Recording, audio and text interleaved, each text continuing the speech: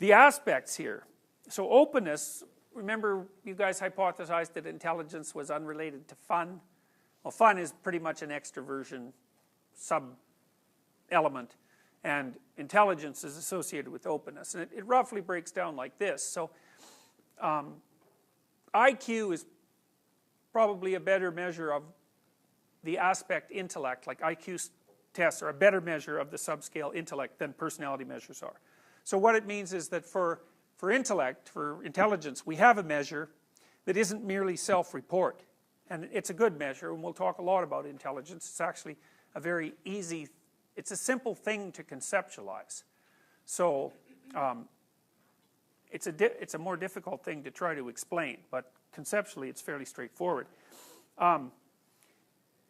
The other aspect of openness is openness proper. I put creativity here, and what that seems to be associated with is the degree to which someone, there's a variety of things, but one of them seems to be the degree to which a given idea, if you throw someone an idea or you offer someone an idea, there's some probability that that's going to make them think of other things. The more open someone is, the more likely it is that any given idea is going to make them think of more things, and also the open person has a more diverse range of things that that idea might bring about. And so often the speaking style of someone who's open is characterized by relatively loose associations. I mean, like my lectures, for example. So it's a measure of creativity,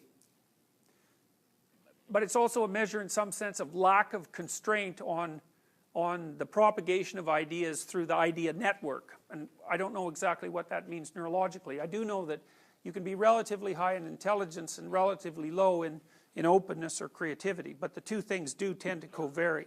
So for example, it's very rare for people to make any major contribution to a creative sphere unless they have an IQ of at least over 120. So it's pretty selective. 1 in 120, that's about the 90th, 91st, 92nd percentile, so it's pretty high. So openness is creativity and intelligence. It's a bit broader than that too, though, because open people are also more capable of aesthetic experience. So it's not only that they are more creative, but they also enjoy the products of creative endeavor more than non-open people. So open people are going to be interested in dance and music and poetry and philosophy. They're characterized by the capacity for aesthetic experiences. You know, so some people can listen to music and the hair on the back of their neck will stand up, or maybe they get the same sensation when they're watching someone dance. Just out of curiosity, if you're inclined to answer, how many of you have had the experience of, it's called piloerection actually, because sometimes the hairs on your arms will stand up too, as a consequence of watching, you know, something that's aesthetic, movie, or how many? Quite a lot of you. How many haven't? Okay, so well, there's a lot of, you know, by that measure anyways, there's an awful lot of open people in this class. So that sense, by the way, of having the hairs on the back of your neck stand up, that's sort of the remnant of the piloerection reflex. So, you know, let's say you're watching a cat and the cat comes around a corner and all of a sudden there's a dog there. What happens to the cat?